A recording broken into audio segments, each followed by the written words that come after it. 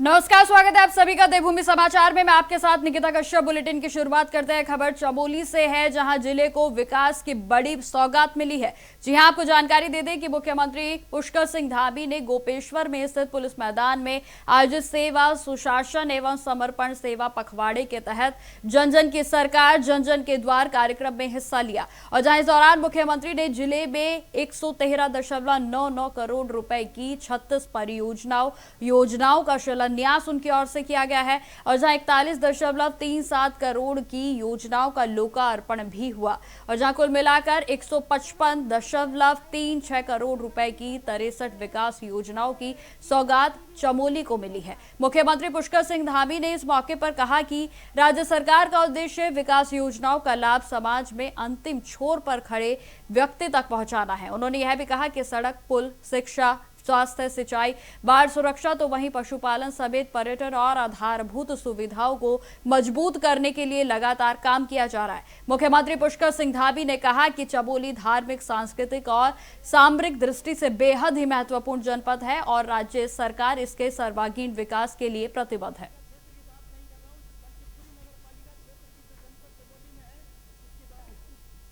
अब खबर रुद्रप्रयाग से है, जहां बीजेपी के भीतर चल रही अंदरूनी खींचतान अब खुलकर सामने आ रही है। जी हां, आपको जानकारी दे दें कि अगस्त्य मुनि ग्रामीण मंडल में कई प्रमुख पदाधिकारियों और कार्यकर्ताओं ने अपने पदों से इस्तीफा दे दिया है। इस्तीफा देने वालों में बीजेपी के जिला उपाध्यक्ष, मंडल महामंत्री, मंत्री, सोशल मीडिया संयोजक समेत कई पदाधिकारी शामिल बताए जा रहे हैं। और सभी ने अपना इस्तीफा पत्र बीजेपी के जिला अध्यक्ष भारत भूषण भट्ट को भेज दिया है। जानकारी के अनुसार यह भी सामने आया है कि पदाधिकारियों ने इस्तीफे के पीछे लगातार उपेक्षा, पक्षपात और संगठन की गतिविधियों से दूर रखने का आरोप लगाया है। उनका कहना है कि पार्टी के कार्यक्रमों और बैठकों की जानकारी तक उन्हें नहीं दी जाती है। तो वहीं मामले के सामने आने के बाद अब बीजेपी के संगठन में डैमेज कंट्रोल पूरे तरीके से देखने को मिल रहा है, क्योंकि पार्टी स्तर पर नाराज पदाधिकारियों से बातचीत कर स्थिति को संभालने के प्रयास लगातार जारी हैं। फिलहाल रुद्रप्रयाग में बीजेपी में सामने से आए इस विवाद ने अब संगठन की कार्यप्रणाली को लेकर एक नई चर्चा प्रदेश भर में शुरू कर दी है।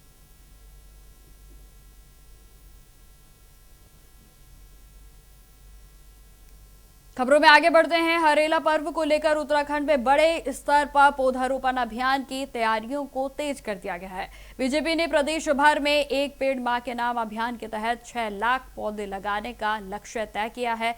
तो वहीं अभियान के तहत पूरे महीने में भाजपा की ओर से कार्यकर्ता प्रत्येक बूथ पर न्यूनतम 50 पौधे लगाएंगे। और इसमें मंत्री, सांसद, विधायक और अन्य जनप्रतिनिधि भी सहभागी रहेंगे। साथ ही साथ लगाए गए पौधों की सुरक्षा और देखरेख की जिम्मेदारी भी कार्यकर्ता को ही दी जाएगी। तो वहीं प्रदेश के कृषि एवं कृषक कल्याण मंत्री गणेश जोशी ने हरेला पर्व की पूर्व ही संध्या पर उन्होंने देहरादून में उद्यान विभाग के द्वारा आयोजित निःशुल्क फलदार पौधों का वितरण कार्यक्रम में उनकी ओर से हिस्सा लिया गया। इस दौरान आम, लीची, अमरूद, नींबू, अनार, कटहल सहित कई फलदार, सगंध और औषधीय प्रजातियों के पौधों का वितरण किया गया है। मंत्री गणेश जोशी ने इस मौके पर कहा कि हरेला केवल एक पौधारोपण का पर्व नहीं, बल्कि प्राकृतिक संरक्षण और जिम्मेदारी का भी संदेश देने वाला पर्व है। उन्होंने यह भी कहा कि इस पर्व पर हर वर्ष की भांति ही राज्य में कुल 11 लाख पौधों का रोपण का लक्ष्य रखा गया है। तो वहीं जिसमें कि 10 लाख फलदार पौधे, तो वहीं 50,000 चाय के पौधे और साथ ही साथ 50,000 रेशम विभाग के पौधे भी शामिल किए गए हैं।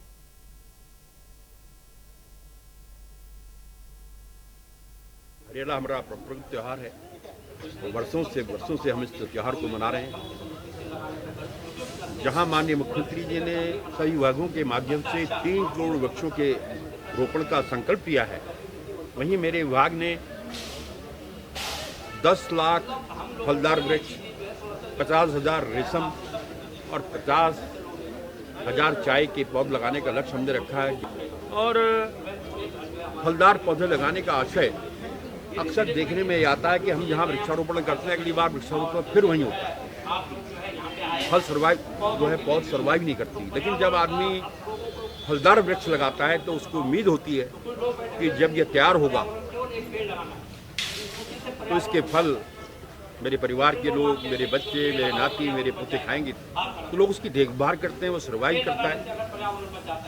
और आज 5-5 पौधे निःशुल्क वितरण का कार्यक्रम मेरे आवास पर यहाँ पर रखा गया। कल भी कई जगह हम वृक्षारोपण कर रहे हैं और पूरे 1 हफ्ते तक ये कार्यक्रम चलेगा। तो इसके लिए मैं अपने विभाग के सभी अधिकारियों को भी बधाई देता हूँ कि वो लगातार मेहनत कर रहे हैं। हमने सारे जिलों में कह दिया है कि कल पूरे जिलों के अंदर हम निःशुल्क फूलों का उनका पौधों का वितरण करेंगे और वृक्षारोपण। खबरों में आगे बढ़ते हैं। बद्रीनाथ धाम में चंदा चोरी के मामले को लेकर अब सियासी बयानबाजियां भी तेज हो गई हैं। जी हां, आपको जानकारी दे दें कि बद्री केदार मंदिर समिति यानी कि बीकेटीसी के अध्यक्ष हेमंत द्विवेदी ने कांग्रेस प्रदेश अध्यक्ष गणेश गोदियाल पर आरोपी की राजनीति करने के लिए प्रेरित उन्हें बताया। तो वहीं हेमंत द्विवेदी का साफ तौर पर कहना है कि जिस कर्मचारी प्रमोद नोटियाल का नाम सामने आ रहा है उसकी नियुक्ति कांग्रेस के शासनकाल में ही हुई थी। उन्होंने कांग्रेस से पहले अपने कार्यकाल पर जवाब देने की बात कही। साथ ही साथ उन्होंने गणेश गोदियाल को बद्रीनाथ धाम में आमने सामने बैठकर तथ्यों के आधार पर सार्वजनिक चर्चा की भी चुनौती दी है। तो वहीं गणेश गोदियाल ने भी इस प्रस्ताव पर सहमति जताई। उनका कहना है कि उन्होंने पहले भी खुली चर्चा का प्रस्ताव दिया था और अब बद्रीनाथ धाम में दोनों पक्ष तथ्यों और साक्ष्यों के आधार पर अपनी बात को रख सकते हैं। फिलहाल चंदा चोरी के मुद्दे पर दोनों पक्षों के बीच में खुली बहस की संभावनाओं ने अब उत्तराखंड की राजनीति में एक नई चर्चा को छेड़ दिया है। देखिए, पहली बात तो जब मैंने आरोप लगाए, जो मैंने आरोप नहीं, मेरे पास पुष्ट उसके प्रमाण है, तब मैंने ये बात बोली थी और मैंने कहा था मैं कहीं पर भी जो है आपसे इस बात पर चर्चा करने के लिए तैयार हूं। लेकिन आप भी अपने दिल पर, हृदय पर हाथ रख के कहिए कि जिस संस्थान से ये मामला जुड़ा हुआ है, भगवान बद्रीनाथ जी और बाबा केदार, वो इस संस्थान के पूर्व में अध्यक्ष रहे और सबसे लंबे समय तक अध्यक्ष रहे और मैं वर्तमान में वहां पर अध्यक्ष हूँ। मैं समझता हूँ कि इसकी चर्चा उस ईश्वर के श्री चरणों के प्रांगण में हो, ईश्वर को साक्षी मान के, क्योंकि देखिए कानून से आप बच जाएंगे। मैं कह रहा हूं कि उन्होंने कहा कि मैंने जैसे ही उनसे कहा कि आपके खिलाफ ये मेरे पास पुख्ता प्रमाण है, तो उन्होंने तुरंत कहा, उन्होंने कहा 56 मिनट में मैं फेसबुक में आया, मैंने कहा मैं कल 6:30 बजे प्रेस क्लब में मिलूंगा। अरे भाई, मैं कोई उनका पेड सर्वेंट थोड़ी हूँ या मैं कोई वो कि उन्होंने कहा 6:30 बजे मिलूंगा और तुम आ जाना। मैंने उनको ललकारा 12:30। मैं आज भी अपनी बात पर कायम हूं। मैंने स्थान तय कर लिया है, उस बाबा का प्रांगण, भगवान केदार का प्रांगण और बाबा भगवान बद्रीनारायण श्री चरणों का जो स्थान है, उससे पवित्र स्थान कहीं नहीं हो सकता। अब मैं इस कार्यक्रम से निवृत्त होता हूँ, एक दिन बद्रीनाथ जाता हूँ। कार्यक्रम से पहले मैं सूचित कर दूंगा और निश्चित मैंने तो कल ही ये तो मैंने बताया कल कि बद्रीनाथ में आए, एक कैमरे वाले को अलाउ करें, वो उनके हाथ में है और दोनों जन वहाँ पर गंगा जल लेके भगवान बद्री विशाल के सामने वो अपनी बात कहें, मैं अपनी बात कहूँगा, अच्छी बात है। पर ये इनको क्या धर्म में विश्वास है इनका? अगर ये जो भगवान की तिजोरी से चोरी करने की नियत रखने वाले लोग, हमारा ये मानना कि ये भगवान के सामने सच बोलेंगे, ये भी हम मतलब दिन में तारे देखने वाली स्थिति समझ रहे हैं। कुछ नहीं, फजूल की बातें हैं। इनका धर्म किसी न किसी प्रकार से पैसा अर्जित करना। मैंने जब इनका इतिहास खंगाला तो तराई बीज विकास निगम से जो अतीत में जो कुछ वहाँ हुआ और उसके बाद जो उस संस्था का ह्रास हुआ, वो आप समझ सकते हैं। और आज वही पुनरावृत्ति बद्रीनाथ केदारनाथ मंदिर समिति में दोहराई जा रही है। ये अनफॉर्चुनेट है, दुर्भाग्यपूर्ण है और बाकी लोग सब समझते हैं।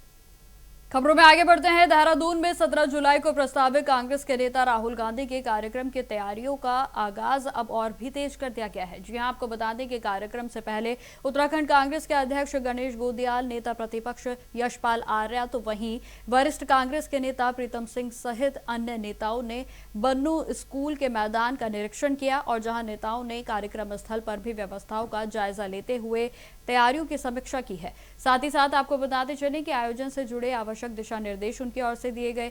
जानकारी के अनुसार पहले प्रस्तावित परेड ग्राउंड की बजाय अब छात्रों की गूंज कार्यक्रम बन्नू स्कूल के मैदान में आयोजित किया जाएगा। कांग्रेस के नेताओं का कहना है कि कार्यक्रम को सफल बनाने के लिए सभी तैयारियां अंतिम चरण में हैं और बड़ी संख्या में लोगों की भागीदारी की उम्मीद को भी जताया जा रहा है।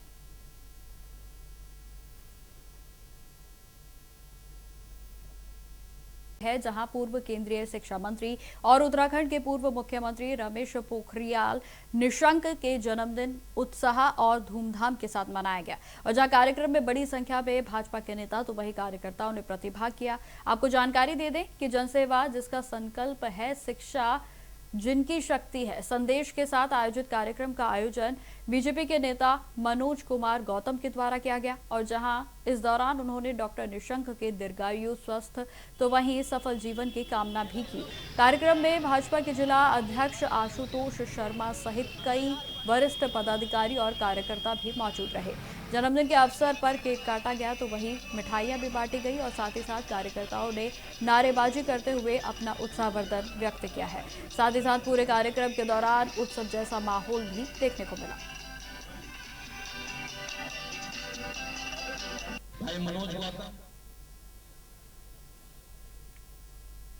अब खबर हरिद्वार जिले के लक्सर से है, जहां जिला अधिकारी के निर्देश पर अवैध खाद्य निर्माण इकाइयों के खिलाफ प्रशासन ने बड़ी कार्रवाई सुनिश्चित की है। जी हां, आपको बता दें कि बिना वैध लाइसेंस के संचालित खाद्य निर्माण इकाइयों पर छापेमारी करते हुए 2 प्रतिष्ठानों को सील करते हुए कार्रवाई की गई और जहां निरीक्षण के दौरान संबंधित प्रतिष्ठानों में खाद्य सुरक्षा नियमों के उल्लंघन की आशंका के चलते अधिकारियों ने आवश्यक दस्तावेजों की जाँच की और साथ ही साथ दोनों इकाइयों को नोटिस भी जारी किए गए हैं। इसके साथ ही यह भी सामने है कि खाद्य पदार्थों के नमूने भी जांच के लिए एकत्रित किए गए, जिन्हें प्रयोगशाला में भेजा गया। जांच रिपोर्ट के आधार पर आगे की कार्रवाई को सुनिश्चित किया जाएगा। तो वहीं प्रशासन ने स्पष्ट संदेश दिया है कि बिना लाइसेंस या फिर नियमों का उल्लंघन कर खाद्य निर्माण और बिक्री करने वालों के खिलाफ आगे भी इसी तरह के अभियानों को जारी रखा जाएगा ताकि आम लोगों को सुरक्षित और गुणवत्तापूर्ण खाद्य सामग्री उपलब्ध कराई जा सके।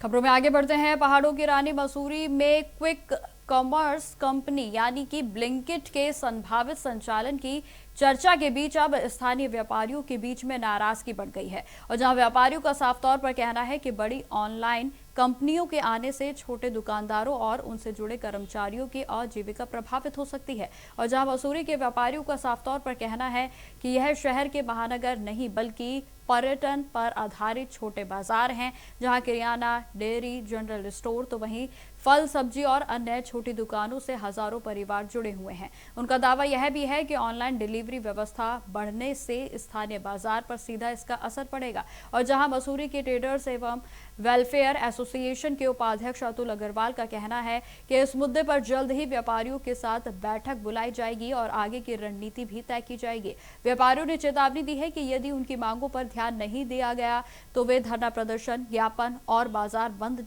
करने जैसे कदम को भी उठा सकते हैं। फिलहाल सभी की नजरें एसोसिएशन की बैठक और प्रशासन के रुख पर टिकी हैं। जी बिल्कुल, मेरे को आज ही पता चला कि ब्लिंकिट आ रहे हैं मसूरी में। ये सलासल बहुत गलत है क्योंकि मसूरी बहुत ही छोटा हिल स्टेशन है। यहाँ ब्लिंकिट आता है तो समस्त व्यापारियों, जो छोटे व्यापारी हैं, उनका बहुत नुकसान होगा। जिस तरह से सामान, सब्जी हो गई, दूध हो गया, राशन हो गया, अपने चिकन मटन की शॉप हो गई, उससे सामान नहीं खरीदा जाता है और जो उनके वर्कर हैं छोटे, उनको भी काम से हटा दिया जाएगा जब बाजार में काम नहीं चलेगा। इसका सरासर विरोध करते हैं हम और हम पदाधिकारी बैठ के आपस में डिस्कस करेंगे और इसका निष्कर्ष निकालेंगे ताकि ब्लिंकिट मसूरी में ना आए, क्योंकि ब्लिंकिट आने से समस्त मसूरी की व्यापार में बहुत फर्क आएगा। तो इसका हम विरोध करते हैं और उसके बावजूद भी यदि ब्लिंकिट आता है तो हम धरना प्रदर्शन करेंगे, इसका बड़ा आंदोलन करेंगे और इसको ब्लिंकिट को नहीं आने देंगे। मेरे नज़रिए में भी मसूरी एक छोटा शहर है।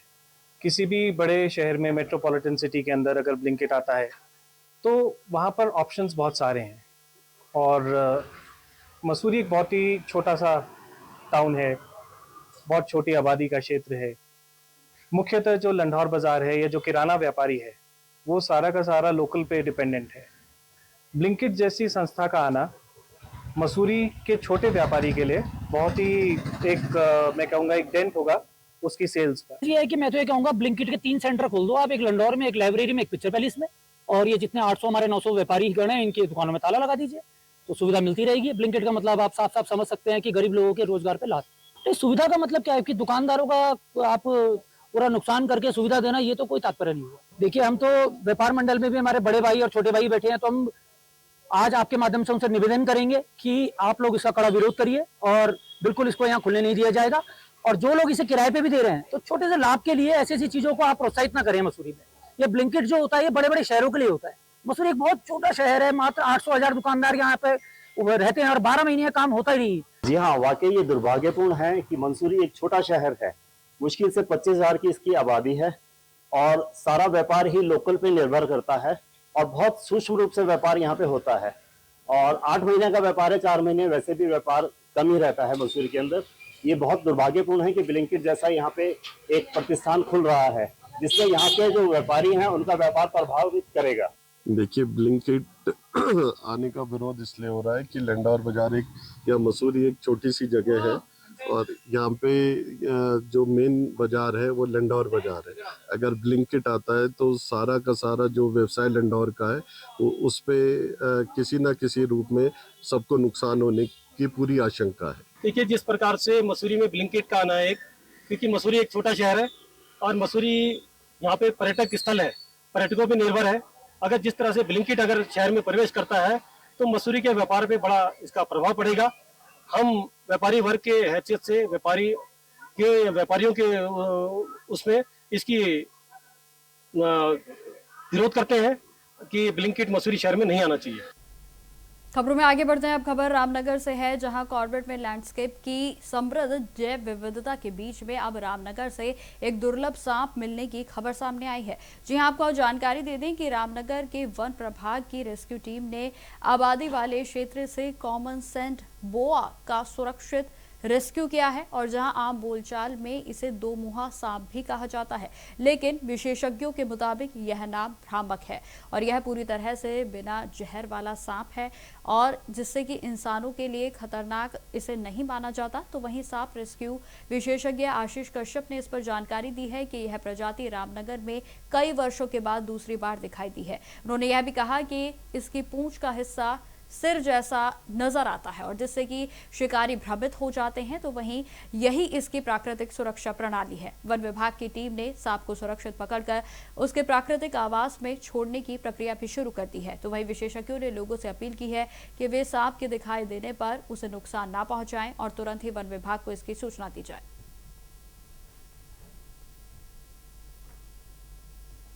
को हम बोलते हैं कॉमन सैंड बोआ, जिसको दो मुंह इस हिसाब से बोला जाता है कि भगवान ने हर किसी को बचने के लिए एक चीज़ दे रखी है। तो जैसे कोई इसका शिकार करने के लिए आता है तो ये पीछे से भी उसको चल के दिखाती है। ऐसे में जानवर कंफ्यूज हो जाता है कि इसका मुंह किधर है, या आगे से भी चलेगी पीछे से भी चलेगी। तो इसलिए इसको हम लोग बोलते हैं दो मुंहा सांप।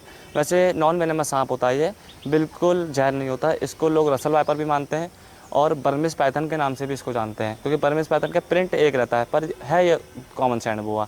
तभी ये ज़्यादातर मारा जाता है, रसल वाइपर के चक्कर में मारा जाता है और एक पाइथन के चक्कर में मारा जाता है।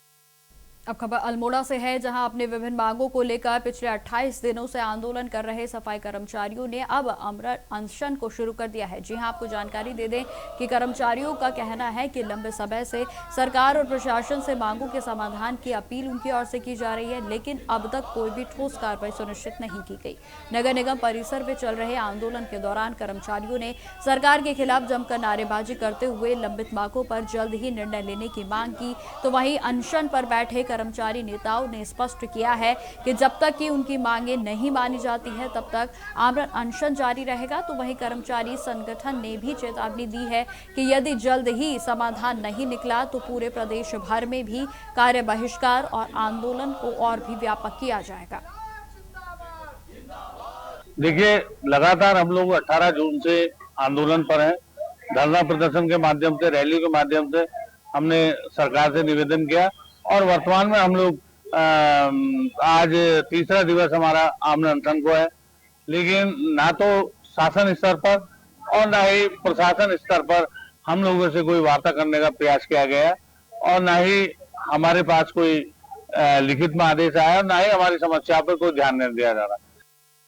अब खबर उधम सिंह नगर से है, जहां सितारगंज कोतवाली परिसर में थाना दिवस का आयोजन किया गया। इस अवसर पर मंदिर में शिवलिंग के वैदिक रीति रिवाज के साथ प्राण प्रतिष्ठा भी की गई है। साथ ही साथ नवनिर्मित मेस और अन्य विकास कार्यों का भी लोकार्पण वरिष्ठ पुलिस अधीक्षक अजय गणपति के द्वारा किया गया। जानकारी देते चले कि जनसुनवाई के दौरान भी क्षेत्र के लोगों ने अपनी समस्याओं को पुलिस अधिकारियों के सामने रखा और जहां शक्ति फार्म पुलिस चौकी में बाहरी लोगों की मौजूदगी और कथित दलाली की शिकायतों पर भी एसएसपी ने तत्काल व्यवस्था सुधारने के निर्देश जारी किए हैं।